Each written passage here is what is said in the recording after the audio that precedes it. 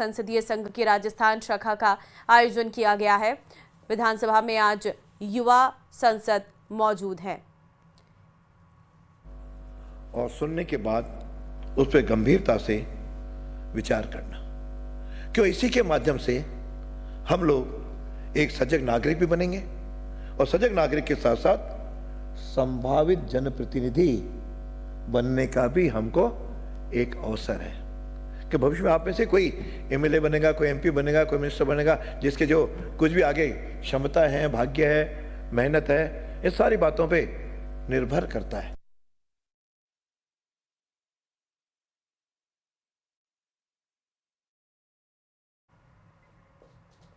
तो 13 राज्यों के 168 युवा यहां पर जुटे हुए हैं। सबसे पहले दीप प्रज्वलन किया गया, उसके बाद शुरुआत की गई संसद और सभी युवा सांसदों की मौजूदगी यहां पर नजर आ रही है। 13 राज्यों के 168 युवा यहां पर जुटे हैं। राष्ट्रमंडल संसदीय संघ की राजस्थान शाखा का आयोजन किया गया है। होगी और निर्णय प्रक्रिया होगी। एक आदेश निकल गया, आदेश तो हमारे आईएएस निकाल लेंगे, फिर तो जनप्रतिनिधियों की आवश्यकता नहीं है। जन भावनाओं को लेते हुए सरकार के मंत्री विपक्षी बातों को भी साथ में लेते हुए उसके आधार पर यदि कोई नियम बंधन बनाएंगे, उससे जन को बहुत कुछ लाभ होगा। और कई बार विपक्षी यहाँ हैं, आप लोग तो आजकल हमारी भी विधानसभा की सारी कार्रवाई यूट्यूब पे आती है, आज भी इसका भी हो रहा है समारोह, लेकिन यूट्यूब पे जब प्रसारण हो रहा था तो देश प्रदेश के अशोक गहलोत ने एक बार फिर मानेसर घटना पर बयान दिया है। गहलोत ने कहा कि हर पुरानी घटना को याद रखने के बजाय आगे की ओर देखना चाहिए। हर घटनाक्रम को मैं याद ही रखता हूं तो फिर दूसरा काम कैसे करेंगे हमें आगे भी तो काम करना है, तो पुरानी बातें भूलनी पड़ती हैं, सबको मिलकर आगे बढ़ना पड़ता है। गहलोत ने कहा कि आज देश को कांग्रेस की जरूरत है। कांग्रेस की अब भाई हर घटनाक्रमों को मैं याद ही रखता रहूं तो फिर दूसरा काम कैसे करेंगे? हमें आगे भी तो काम करना है, तो पुरानी बातें भूलनी पड़ती है, सबको मिलके आगे बढ़ना पड़ता है। देश इतना तो यही है। आज मैं हर व्यक्ति को कहता हूँ, मेरे कार्यकर्ताओं को, सुन लो दो बातें। नंबर एक, देश को जरूरत कांग्रेस की है और कांग्रेस को मजबूत करना हमारा सबका फर्ज है। सब अपने मतभेद भूल लो, कांग्रेस मजबूत होगी, कांग्रेस आगे बढ़ेगी, तो ही तो जाके आप देश को बचा पाओगे, देश की डेमोक्रेसी को बचा पाओगे। श्रीगंगानगर में सुबह हुई झमाझम बारिश ने नगर परिषद की व्यवस्थाओं की पोल खोल दी। तेज बारिश के चलते जिला मुख्यालय की प्रमुख सड़कें दरिया में तब्दील हो गई। सूरतगढ़ रोड, शिव चौक, गौशाला रोड, रविंद्र पथ सहित कई निचले इलाकों में भारी जल भराव हो गया, जिससे आमजन को भारी परेशानी का सामना करना पड़ा।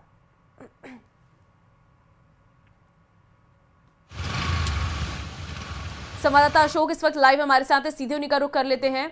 अशोक, अभी कैसी स्थिति है और मौसम कैसा बना है? देखिए ममता, अभी मौसम तो साफ है, आसमान में बादलवाई नहीं है और सूर्य देव भी दर्शन दे रहे हैं। लेकिन मैं आपको श्री गंगानगर जिला मुख्यालय की तस्वीरें दिखाऊं तो आप ये देखिए, श्री गंगानगर जिला मुख्यालय पर रविंद्र पथ, गौशाला मार्ग सहित पुरानी आबादी का जो क्षेत्र है वहां पर अभी भी पानी भरा हुआ है। हालांकि कल रात से ही बारिश का दौर जो था वो थम गया था। उसके बाद में जिला प्रशासन के द्वारा पानी निकासी की जो कवायद थी वो लगातार की जा रही थी। उसका असर ये रहा कि अधिकांश क्षेत्रों से पानी उतर चुका है। लेकिन अभी भी श्री गंगानगर जिला मुख्यालय के रविंद्र पथ, गौशाला road, Sukhadia circle, Suratgarh road, hospital के सामने वाला हिस्सा आप देख पा रहे हो कि ये सड़कें पूरी तरह से दरिया में तब्दील हो गई हैं। इसका जो सबसे ज्यादा प्रभाव पड़ा है ममता, वो पड़ा है आम लोगों के जनजीवन पर, क्योंकि बेशक आज सैटरडे है लेकिन उसके बावजूद भी काफी सारे लोगों को अपने काम पर जाना होता है। हालांकि जिला प्रशासन के द्वारा आज भी श्री गंगानगर जिले की आंगनबाड़ी केंद्रों के साथ साथ 12वीं तक के जितने भी स्कूल हैं उन सभी में अवकाश घोषित कर दिया गया है। साथ ही साथ जिला प्रशासन के द्वारा सभी कर्मचारियों के जो भी अवकाश थे उनको पूरी तरह से रद्द कर दिया गया है। जिला प्रशासन ने मौसम विभाग की बारिश होने की और संभावनाओं को देखते हुए सेना को भी अलर्ट रहने पर एक अपील की है, ताकि यदि जरूरत पड़ती है पानी निकासी को लेकर तो सेना की भी मदद ली जा सकती है। आप ये देखिए, श्री गंगानगर का रविंद्र पथ है और सामने ठीक मेरे गोल बाजार है, और इस बाजार में पानी भरा होने की वजह से जो सबसे ज़्यादा इम्पैक्ट पड़ रहा है वो यहाँ के स्थानीय व्यापारियों को पड़ रहा है, क्योंकि पूरा जो व्यापार है वो पूरी तरह से प्रभावित होता है। हमारे साथ एक व्यापारी, उनसे बात कर लेते हैं हम। कैसा है अभी इस समय गंगानगर की हालत? नमस्कार सर, अभी गंगानगर में ये हालात है, सुबह आते हैं शाम को चले जाते हैं घर पर, कोई बुनी बट्टा, कोई किसी प्रकार का काम। पानी की स्थिति कैसी है? पानी का अभी कुछ कम हुआ है, नहीं तो 24 घंटे से पानी ऐसे ही पड़ा है। तो उम्मीद लग रही है कि आपको ये पानी उतर जाएगा? नहीं जी, कल तक उतरेगा ये पानी। कल तक उतरेगा? कल तक, अगर और आ गई तो फिर घर जाएंगे। अब घर जाएंगे। शहर में जो बाकी क्षेत्र हैं वहाँ के क्या हालात हैं? सर, क्षेत्र में गवर्नमेंट तो अपनी तरफ से प्रयास कर रही है, पूरा प्रयास कर रही है। अब जो पानी तो पानी के हिसाब से निकलेगा, अब निकासी इतनी नहीं है, पानी ओवरलोड आ गया। कल पूरा दिन बारिश पली है, तो उस कारण से पानी तो धीरे धीरे निकलेगा जी, लेकिन उम्मीद है अगर बारिश नहीं आई तो शाम या कल सुबह तक पानी निकलने का है। अच्छा, शहर में आप कहाँ रहते हैं? आप आवास हमारा तो पिछली गली में, यही शनि मंदिर के पास ही घर है सर। वहाँ कैसी स्थिति है पानी की? यही हाल है जी, सारे पूरे शहर में यही हाल है। हाँ जी। कमोबेश ममता, देखिए पिछले 24 घंटे के दौरान श्री गंगानगर जिले में 250 मिलीमीटर बारिश हुई है, जो बताया जा रहा है कि तकरीबन 50 से 60 साल बाद इतनी रिकॉर्ड बारिश दर्ज हुई है यहाँ पर। और यही वजह है कि प्रशासन को भी पानी निकासी की जो कवायद है उसको करने में काफी पसीना छूट रहा है।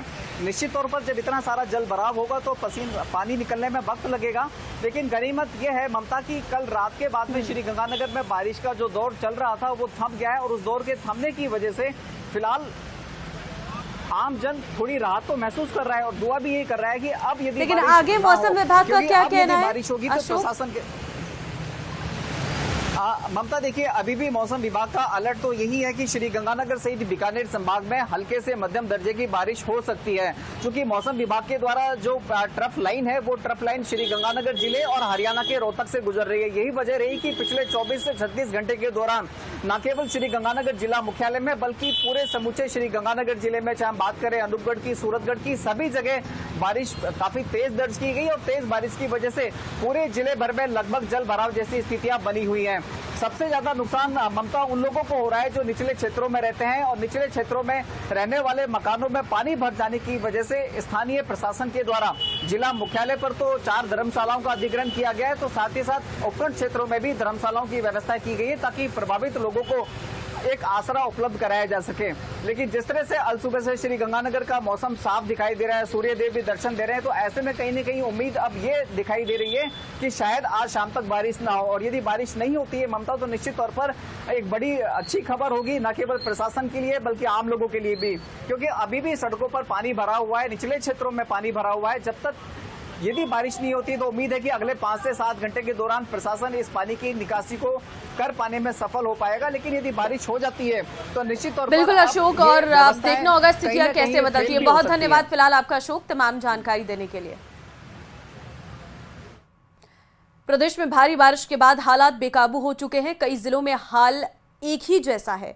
गांव, शहर, ढाणी पानी पानी है, रास्ते बंद है, घरों में पानी भरा है, लोग जान बचाने को मजबूर है। कुछ लोग राहत की राह देख रहे हैं। ये रिपोर्ट देखिए।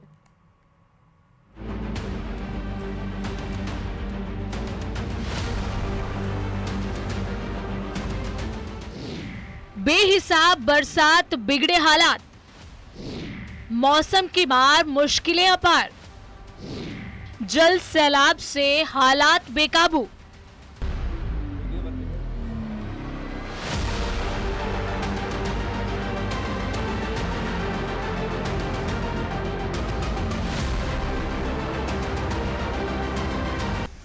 प्रदेश के कई जिलों में बादल तबाही बनकर बरस रहे हैं, हालात बेकाबू हैं। मॉनसून की भयानक मार पड़ रही है, कई जगहों पर शहरों से लेकर गांव, ढाणी तक सैलाब बह रहा है। तस्वीरें सवाई माधोपुर की हैं, जहां सुरवाल बांध का पानी ओवरफ्लो होकर बह रहा है, जिसके कारण कई गांवों का रास्ता बंद हो चुका है। लालसोट कोटा मेगा मार्ग पर पानी आने से परेशानी बढ़ गई, तो मछीपुरा, सुनारी, दुब्बी, कानसिर आदि गांव में हालात अब भी बेहद खराब हैं। इसके बावजूद भी कई लोग अपनी जान को जोखिम में डालकर आने जाने को मजबूर हैं। पानी की समस्या तेज है और लोगों को परेशानी आवागमन में, और लोग जो कमजोर वर्ग के आदमी उनके पास घर गिर गए और जानवर वगैरह सब आ गए। और खाने पीने की परेशानी, रोड जगह जगह टूटा हुआ है, प्रशासन कोई देखता नहीं है, कोई आके देख रेख करने वाला नहीं है। भैया ना तो पूरा चारा गिर गया, हमारा अनाज गिर गया, पूरा बकरा बकरी भी गए और पूरा घर धस गया। अच्छा, बहुत आदमियों को इधर बहुत ज्यादा परेशानी, आप उधर जाके देखो। पानी की क्या स्थिति है वहाँ पर? पानी के अंदर पानी आता मकानों में, अभी भी पानी है? अभी भी पानी है। उधर धौलपुर में हालात बेकाबू हैं। बारिश के पानी ने जगह जगह कब्जा कर लिया है। जिले की सबसे बड़ी फल मंडी में भारी बारिश के चलते जल भराव हो गया है। मंडी परिसर में घुटनों तक पानी भर गया है, जिससे फलों से लदे वाहनों का अंदर आना मुश्किल हो गया है। जल भराव के चलते लोग भी मंडी नहीं पहुंच पा रहे हैं, जिससे व्यापार ठप होने की कगार पर है। हम इस समय खड़े हैं जिले की सबसे बड़ी फल मंडी में। यहाँ पर भी कारोबार प्रभावित हुआ है। ये आप तस्वीरें देख सकते हैं। ये तस्वीरें आप देख सकते हैं कि देखिए जो मंडी थी उसमें जो फल रखे जाते थे, ये क्रेटें हैं वो पानी में तैरती हुई नजर आ रही हैं। जबकि धौलपुर में पार्वती नदी भी उफान पर है। रानौली रपट पर पानी चढ़ गया है, लेकिन इन सब के बीच लापरवाही की तस्वीरें भी सामने आई, जहां तेज बहाव के बीच एक गाड़ी फंस गई। वहीं श्रीगंगानगर में बारिश की जो तस्वीरें आई वो नगर निगम के दावों की पोल खोल रही हैं। सूरतगढ़ में बारिश से जगह जगह जल भराव, रेलवे अंडरपास, अंडर ब्रिज, हर जगह पानी ही पानी है। 3 तस्वीरों में देखिए श्रीगंगानगर के हालात बयां कर रही हैं। अनूपगढ़, श्री विजयनगर, सूरतगढ़ में बारिश से जल भराव और सड़कों पर पानी आने से मुसीबत खड़ी हो गई, तो निचले इलाकों में घरों में पानी घुस गया, जिससे लोगों को घर में रखा सामान बाहर निकालना पड़ा। जबकि भारी बारिश को देखते हुए कलेक्टर ने 2 अगस्त तक छुट्टी की घोषणा कर दी। बरसात काफ़ी मात्रा में हुई है। अभी 125 mm की बरसात सुबह तक मापी गई थी। अभी भी बरसात लगातार जारी है। नगर पालिका प्रशासन के साथ पूरी टीम पानी निकासी में लगी हुई है और शीघ्र ही हम इसमें सफल भी होंगे। अगर बरसात बंद हो जाती है तो तुरंत हम जो भी इसके प्रभावित लोग हो रहे हैं उनके लिए बचाव के लिए राहत कार्य भी शुरू करेंगे। उधर सूरतगढ़ के पास गांव रंगमहल में मकान की छत गिर गई, जिसमें 2 बच्चे समेत माता पिता भी घायल हो गए। अब टोंक की बात करते हैं, जहां बारिश के हालात कुछ अच्छे नहीं हैं। जिले भर में सभी बांध, नदी नाले अनिकट ओवरफ्लो हो रहे हैं। बारिश के बाद गांव का संपर्क कट गया है। ऐसे में बनास नदी पर बहाव तेज है। ये बनास नदी है, बहाव तेज है। लगातार लोग यहाँ पिकनिक स्पॉट के तौर पर आ रहे हैं। कलेक्टर और एसपी ने भी आज दौरा कर पिकनिक स्पॉट पर जगह जगह बैरिकेडिंग की है और लोगों को तेज बहाव और इस तरह जल भराव की स्थिति जहां पर बनी हो वहां से दूर रहने की अपील भी की है। शव यात्रा के लिए पानी से भरा रास्ता मिलना बेहद शर्मनाक है। ऐसी तस्वीर झुंझुनू के नवलगढ़ कस्बे से सामने आई, जहां हालात इतने खराब हो गए कि बकरा मंडी क्षेत्र में एक शव यात्रा घुटनों तक भरे पानी के बीच से होकर गुजरनी पड़ी। इस रास्ते को लेकर कई बार नगर पालिका से शिकायत भी की गई, लेकिन ना तो नालों की सफाई हुई और ना ही कोई स्थायी निकासी व्यवस्था की गई। नागौर में भी बारिश से सड़क में गड्ढे ही गड्ढे हैं, जिनके बीच एक युवक फंसकर गिर गया, जिसे चोट भी आई, लेकिन इन गड्ढों को लेकर शिकायत के बाद भी प्रशासन ने ध्यान नहीं दिया। ये तस्वीरें दौसा की हैं। यहाँ भी बारिश से बांध ओवरफ्लो हैं, तो सड़कें दरिया बन चुकी हैं। पिछले 24 घंटे में 58 मिलीमीटर बारिश दर्ज की गई है। जिले के 3 प्रमुख बांध ओवरफ्लो हो गए हैं। सूरजपुरा और नामोवाल बांध पर चादर चल रही है, वहीं मोरेल बांध पर जलस्तर लगातार बढ़ रहा है। प्रशासन भी लोगों से बिना कारण बांध क्षेत्र की ओर नहीं जाने की अपील कर रहा है। Bureau report, news 18 Rajasthan. Bikaner के शीटुंगरगढ़ से खबर है। डबल मर्डर केस में 9 लोगों को उम्र कैद, 2 महिलाओं समेत 9 लोगों को सजा सुनाई गई है। सूडसर गांव में वर्ष 2009 में हुआ था डबल मर्डर। जमीन विवाद में 2 लोगों की हत्या की गई थी। तो जमीन विवाद में 2 लोगों की हत्या का ये पूरा मामला है। 2 महिलाएं समेत 9 लोगों को सजा सुनाई गई है। 9 लोगों को उम्र कैद, 2 महिलाओं समेत 9 लोगों को यहाँ पर उम्र कैद की सजा सुनाई गई है। गांव में साल 2009 का ये पूरा मामला है, जहां पर जमीन विवाद में 2 लोगों की हत्या कर दी गई थी। डबल मर्डर मामले में अब इंसाफ परिवार को मिला है। सूडसर गांव में साल 2009 में हुआ था ये डबल मर्डर। जमीन विवाद था जिसमें 2 लोगों की हत्या की गई थी। भरतपुर के भूसावर में हादसा हुआ है। भूसावर थाना इलाके के बोराज गांव में हादसा हुआ है। पाटौर गिरने से 2 लोगों की मौत हो गई है। देर रात अचानक गिरी पाटौर और घायलों को अस्पताल पहुंचाया गया है। तो पाटौर गिरने से 2 लोगों की मौत हो गई है। देर रात अचानक ये पाटौर गिरी है। तस्वीरें आप देख सकते हैं, सारा सामान घर का बिखर चुका है। इसमें कुछ लोग घायल भी हुए हैं जिन्हें अस्पताल में भर्ती करवाया गया है और 2 लोगों की मौत भी हो गई है। देर रात अचानक ये पाटौर गिरी और तभी यह हादसा हुआ। 2 लोगों की इसमें मौत हो गई है।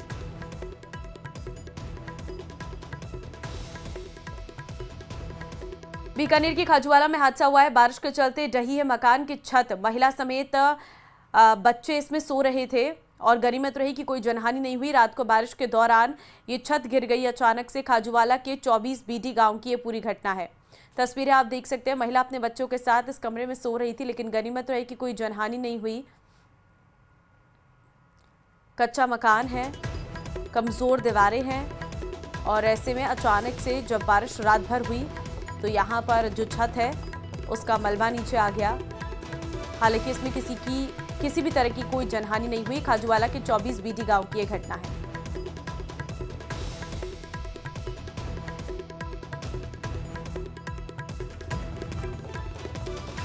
जोधपुर दौरे पर है मंत्री अर्जुन राम मेघवाल। क्या कह रहे हैं, सुनवाते हैं आपको। जैसे वो डर जाएं, ऐसा आज चुनाव आयोग ने स्पष्ट भी किया है कि चुनाव आयोग जो संविधान के अनुसार उनको जो ड्यूटी दी गई है उनके अनुसार वो कार्रवाई कर रहे हैं। अगर कोई व्यक्ति जो इस संसार में नहीं है, मैं आपसे प्रश्न करता हूं, क्या वो वोटर लिस्ट में होना चाहिए क्या? यही सवाल है जो भी समझ में नहीं आ रहा है राहुल गांधी जी। सर, मालेगांव का फैसला आया था, उसको लेकर के आप देखिए 2007, 8 और 9, 10 इन दिनों में एक विषय जो उस समय की कांग्रेस सरकार थी, यूपीए सेकंड जिसको हम कहते हैं, फर्स्ट में शुरू हुआ, सेकंड में वो परवान सा चढ़ा कि एक नैरेटिव, झूठा नैरेटिव गढ़ने की कोशिश की गई, जिसको नाम दिया सुशील कुमार शिंदे जी ने और पी चिदम्बरम जी ने। वो दोनों उस समय अलग अलग समय में गृह मंत्री रहे। हिंदू आतंकवाद, सैफरन टेरर, ये एक उनकी जो झूठ पर आधारित कहानी थी, उसका माननीय न्यायालय ने ये कह दिया कि ये केस झूठा था, तथ्यों पर आधारित नहीं था, ये केस प्रमाणित नहीं होता है। इसलिए जितने भी मालेगांव में जो आरोपी बनाए गए थे वो सब बरी हुए। इसलिए जो उन्होंने झूठा नैरेटिव गढ़ा था उनका पर्दाफाश। सर, बिहार चुनाव में बार बार वोटर लिस्ट को लेकर इसमें हमारे पीयूष गोयल जी का स्टेटमेंट। सर, बिहार चुनाव में बार बार विपक्ष द्वारा वोटर लिस्ट को लेकर जिस तरह से सवाल उठाए जा रहे हैं, मैंने अभी बताया कि ये एक निर्धारित प्रक्रिया है अंडर द एक्ट, और कोई पहली बार नहीं हो रहा है ऐसा। यार पहले भी बिहार में भी हो चुका है और कई राज्यों में होता है। मैं आपसे ही पूछ रहा हूँ कि वोटर लिस्ट में जो आदमी संसार में नहीं है उसका नाम होना चाहिए क्या, ये मैं पूछ रहा हूँ। वैसा इधर से, वैसा रास्ता इधर से।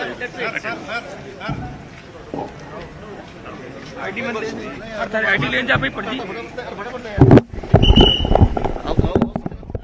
की है और उनके द्वारा यहाँ पर वोटर लिस्ट को लेकर जो राहुल गांधी का बयान आया है उस पर तंज कसते हुए नजर आते। बढ़ते हैं आगे। भीलवाड़ा शहर के प्रतापनगर थाना क्षेत्र में एक परिवार को मोहल्ले के बदमाशों को लड़कियों से छेड़छाड़ पर उलाहना देना भारी पड़ गया। इसके बाद बदमाशों ने धारदार हथियार और लाठी डंडों से घर में घुसकर हमला कर दिया है। इस दौरान उन्होंने पीड़ित परिवार के साथ मारपीट की, जिसमें 3-4 लोग घायल हो गए, जिसमें 2 बालिकाओं की हालत गंभीर होने के कारण उन्हें भीलवाड़ा के महात्मा गांधी अस्पताल में भर्ती करवाया गया है। पीड़ित पक्ष ने आरोपी के खिलाफ सख्त कार्रवाई की मांग की है।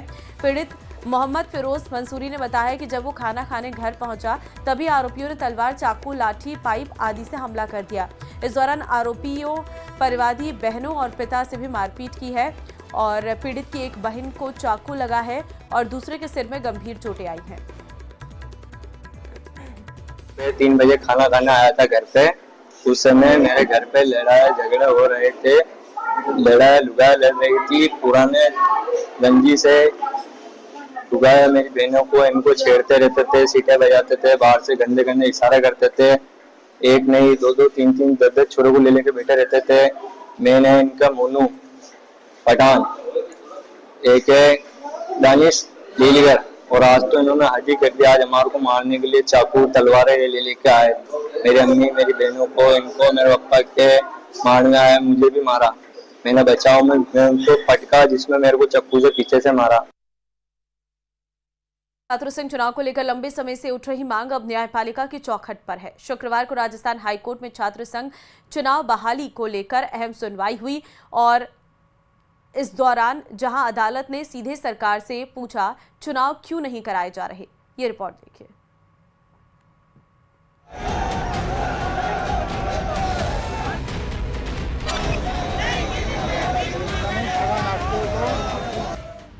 राजस्थान हाईकोर्ट में आज छात्र संघ बहाली को लेकर अहम सुनवाई हुई। छात्र नेता जयराव द्वारा दायर याचिका पर जस्टिस अनूप कुमार ढंड की एकल पीठ में मामला सुना गया। सुनवाई के दौरान राज्य सरकार की ओर से एडवोकेट जनरल कोर्ट में पेश हुए। कोर्ट ने सरकार से पूछा छात्र संघ चुनाव क्यों नहीं कराए जा रहे हैं। इस पर सरकार ने जवाब देने के लिए 10 दिन का वक्त मांगा है। चुनाव की मांग कर रहे छात्र संगठन पिछले कई महीनों से सड़कों पर विरोध कर रहे हैं।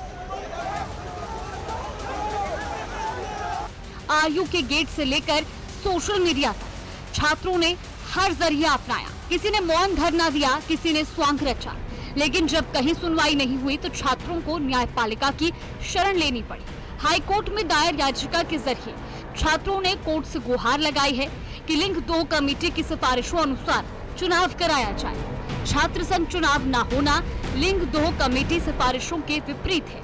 छात्रों का साफ कहना है कि चुनाव के माध्यम से छात्र संघ प्रतिनिधि चुनना उनका हक है। छात्र चाहते हैं कि मौजूदा सत्र में चुनाव कराए जाए। बता दें कि साल 2023 में तत्कालीन कांग्रेस सरकार ने छात्र संघ चुनाव पर रोक लगा दी थी। तर्क था खर्च ज्यादा हो रहा है और नियमों का उल्लंघन हो रहा है, लेकिन छात्र संगठन इसे बहाना बता रही है और अब जब विपक्ष में है वही पार्टियां बहाली की मांग कर रही है। आइए अब आपको बताते हैं कि लिंग 2 कमेटी क्या है और छात्र संघ चुनाव को लेकर कमेटी की क्या गाइडलाइन थी। भारत सरकार द्वारा गठित एक उच्च स्तरीय समिति है जिसका उद्देश्य विश्वविद्यालयों और कॉलेजों में छात्र संघ चुनाव के लिए पारदर्शी, निष्पक्ष और अनुशासित दिशा निर्देश तय करना था, जिसका गठन 2005 में सुप्रीम कोर्ट के आदेश पर हुआ। 2006 में सुप्रीम कोर्ट ने इसकी सिफारिशों को देश भर के सभी विश्वविद्यालयों और कॉलेजों पर लागू करने का आदेश दिया था। इन सब के बीच आपके लिए जानना भी जरूरी है कि आखिर कौन कौन सी सिफारिशें लिंग 2 कमेटी की तरफ से की गई थी। उम्मीदवार के पास 75% उपस्थिति होनी चाहिए। शैक्षणिक प्रदर्शन औसत से बेहतर होना चाहिए। किसी भी उम्मीदवार पर आपराधिक मामला या अनुशासनात्मक कार्रवाई नहीं होनी चाहिए। अधिकतम 5000 खर्च की अनुमति। प्रचार सामग्री हाथ से बनी हो। महंगे बैनर पोस्टर प्रतिबंधित हो। छात्र संघ चुनाव प्रत्याशी प्रणाली से हो। अगर नहीं हो सकता तो फिर नामित प्रणाली पर ठोस कारण जरूरी। बाहरी राजनीतिक दलों की कॉलेज राजनीति में दखल पर रोक। सत्र शुरू होने से 6 से 8 हफ्ते के भीतर चुनाव करवा लिए जाए। छात्र प्रतिनिधियों का कार्यकाल 1 साल तक सीमित हो। राजस्थान में छात्र संघ चुनाव को लेकर सरकार लिंग 2 कमेटी की सिफारिशों का हवाला देकर कई बार चुनाव स्थगित कर चुकी है। छात्र संगठन इसे बहाना मानते हैं, जबकि सरकार इसे नैतिक मानकों की पालना बताती है। राजस्थान विश्वविद्यालय में ये पहली बार नहीं है जब चुनाव रोके गए हों। 2003 के बाद 9 बार चुनावों पर राजस्थान विश्वविद्यालय में चुनाव पर रोक लगी, जिसमें सबसे लंबी रोक 2004 से 2009 रही। इसके बाद 2010, 2018 नियमित चुनाव हुए। 2019 से 2021 तक चुनाव नहीं हुए, 2022 में चुनाव हुए। वर्तमान में 2023 से 2024 के बाद से रोक जो अब भी जारी है। छात्र संघ चुनाव को लेकर कोर्ट का दरवाजा खटखटाना इस बात का संकेत है कि अब छात्र सिर्फ आश्वासन नहीं, एक्शन चाहते हैं। अब देखना ये होगा कि सरकार इस मामले में क्या जवाब देती है या फिर ये मुद्दा और लंबा खींचेगा। Bureau report, news 18 Rajasthan. Khan गिरफ्तार किया गया है। व्यापारी से 10 लाख रुपए मांगने के मामले में फरार था आरोपी। जेएनवीसी थाना पुलिस और डीएसटी टीम ने रीडमलसर से दबोचा है। कोट गेट थाने का हिस्ट्री शीटर आरोपी आवेश। कोतवाली थाना पुलिस ने आरोपी को गिरफ्तार किया है। तो कोट गेट थाने का हिस्ट्री शीटर है आरोपी आवेश और जेएनवीसी थाना पुलिस और डीएसटी टीम ने रीडमलसर से गिरफ्तार किया है। कोतवाली थाना पुलिस ने आरोपी को गिरफ्तार किया है। हिस्ट्री शीटर आवेश खान गिरफ्तार किया गया है। कोतवाली थाना पुलिस ने आरोपी को गिरफ्तार किया है। व्यापारी से 10 लाख रुपए मांगने के मामले में फरार था।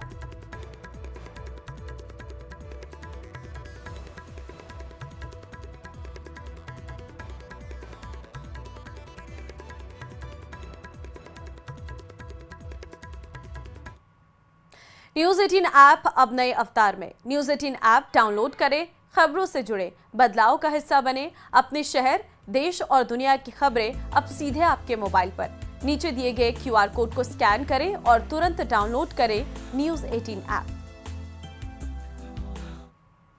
और चलिए इन्हीं तमाम खबरों के साथ इस बुलेटिन में फिलहाल के लिए बस इतना ही। बाकी अन्य खबरों के लिए बने रहिए हमारे साथ। नमस्कार।